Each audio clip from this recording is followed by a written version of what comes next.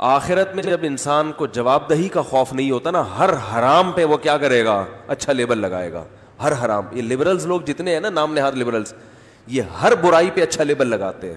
ایک مشہور صحافی ہے، لبرل ہے، اس سے کسی نے سوال پوچھا کہ یہ جو خواتین کا لباس مختصر، اس پہ بہت سے مذہبی لوگ اعتراض کرتے ہیں کہ پاکستان میں ایسا لباس نہیں ہونا چاہیے. تو اس نے کہا دیکھیں، اخلاقیات کا لباس سے کوئی تعلق نہیں ہے.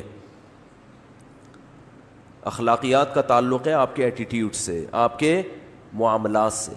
گورا معاملات میں ایک نمبر ہے، حالانکہ وہاں کپڑے ادھورے پہنے جاتے ہیں. یہ ہے برائی پہ کیا لیبل لگا دینا. کیوں نہیں ہے؟ آپ کیوں پینٹ شرٹ پہن کے بیٹھے ہوئے ہیں؟ آپ چڈی بنیان میں کیوں نہیں آ گئے ہے بھائی؟ مجھے خیال ہوتا مجھے لے جاؤ نا، اس کے سامنے بٹھاؤ. یہ جو تقریر کر رہا ہے کہ اخلاقیات کا لباس سے کوئی تعلق نہیں ہے، میں اس سے کہوں گا تو پورے پراپر ڈریس میں کیوں بیٹھا ہے بھائی؟ تو چڈی بنیان میں کیوں نہیں آ گیا؟ تو مرد اگر پراپر ڈریس میں بیٹھے گا اور وہ آدھے کپڑے پہنے گا تو یہ اخلاقیات کے خلاف ہے. تو عورت کے آدھے کپڑے اخلاقیات کے خلاف کیوں نہیں ہے؟ لیکن مرد اس قانون کو پاس نہیں کرے گا، کیونکہ مرد کی ٹھڑک پوری نہیں ہوگی. اسے ننگے برہنہ بدن والی عورتیں دیکھنی ہے، اس کو مزہ اس میں آتا ہے. لہذا وہ یہ بحث کرے گا کہ کپڑوں کا اخلاقیات سے کوئی تعلق نہیں ہے. انزلنا علیکم لباسا یواری سوآتکم. قرآن کیا کہہ رہا ہے؟ یا بنی آدم، ہم نے لباس اتارا جو تمہاری باڈی کو چھپاتا ہے اور اس میں زینت ہے تمہارے لیے. لباس کا مقصد باڈی کو چھپانا ہے، مرد کے لیے بھی اور عورت کے لیے بھی. ہر گندگی پہ اچھائی کا لیبل لگا کے اس برائی کو پروموٹ کیا جا رہا ہے. ایک طرف قرآن کیا کہہ رہا ہے؟ پہلے میں ان لوگوں کا آپ کو کمپلیٹ حساب کتاب بتا دوں کہ لباس کا اخلاقیات سے کوئی تعلق. بولو بھائی. کہتے ہیں یہ لوگ، کہتے ہیں کوئی تعلق نہیں، کوئی مسئلہ نہیں، اس نے اسکرٹ پہن لیا اور کوئی مسئلہ نہیں اگر یہ ہو گیا تو یہ کیوں مسئلہ نہیں ہے بھائی؟ پھر مثالیں دی جاتی ہیں کہ جو ہے وہ کوئی برائی نہیں پھیل رہی، کہاں اتنی خواتین بے پردہ ہیں، کیا ہو گیا؟ ایک واقعہ ہو رہا ہے ریپ کا. جن معاشروں میں ان بنیادوں پہ بے حیائی پھیلی ہے، ان معاشروں کا حشر دیکھو.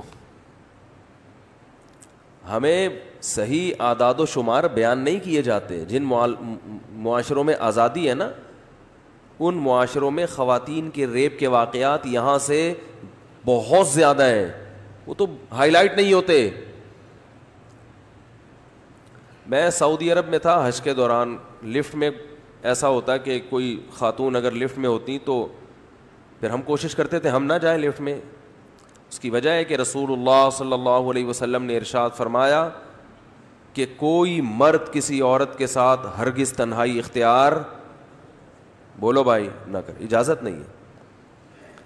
تو اگر کوئی ایک خاتون ہے تو ظاہر ہے لفٹ کا دروازہ بند ہوگا، آپ اس کے ساتھ تنہائی اختیار کرو گے. اس سے ہمیں حدیث میں نبی صلی اللہ علیہ وسلم نے روکا ہے. اور یہ قانون جو اللہ نے بتایا ہم سے پوچھ کے نہیں بنایا. ہم سے نہیں پوچھا اللہ نے کہ کیا خیال ہے، مناسب ہے. ہم سے پوچھتے ہم 10 تقریریں کر دیتے کہ اللہ میں حج کرنے آیا ہوں. ہے بھائی، اے اللہ ہم یہاں حج کرنے آئے ہیں، ہم کسی عورت کو دیکھنے تھوڑی آئے ہیں. آپ کہہ سکتے تھے کہ اللہ ہم یہاں عمرہ کرنے آئے ہیں، ہمارے یہاں وہاں بہت ہیں بے پردہ عورتیں گھومنے پھرنے کے لیے. لیکن اللہ نے کیا کہا؟ تنہائی کسی عورت کے ساتھ اختیار، بولو بھائی، نہیں کر سکتے. اللیگل ہے یہ. اب ہمارے لیے تو بحث ہی ختم ہو گئی. ہاں کوئی بوڑھی عورت ہو بیچاری، بعض دفعہ خواتین بوڑھی عورتوں کو لفٹ چلانی نہیں آتی، وہ پریشان ہوتی ہیں، ان کی مدد کرنا الگ بات ہے. کوئی جوان عورت ہے آپ اس کے ساتھ بالکل تنہائی میں، اس کی اجازت نہیں. لیکن بہت سے لوگوں کو مسئلہ معلوم نہیں تھا، وہ جاتے تھے مگر کوئی ایسا واقعہ نہیں ہوتا الحمدللہ. ہمارے ایک دوست تھے کسی کنٹری سے، یورپ کے آئے ہوئے تھے، انہوں نے کہا یہاں لڑکی کے ساتھ لوگ تنہا لفٹ میں چلے جاتے ہیں، کوئی واقعہ نہیں آتا. وہاں ایسا نہیں ہے، وہاں ریپ کے واقعات بہت زیادہ ہوتے ہیں. وہاں یہاں سے کئی گنا زیادہ واقعات ہیں. حالانکہ ان کے لیے عورت کا حصول اتنا آسان ہے کہ ہم اور آپ تصور نہیں کر سکتے. ان کو تو ضرورت ہی نہیں ہے زنا کی.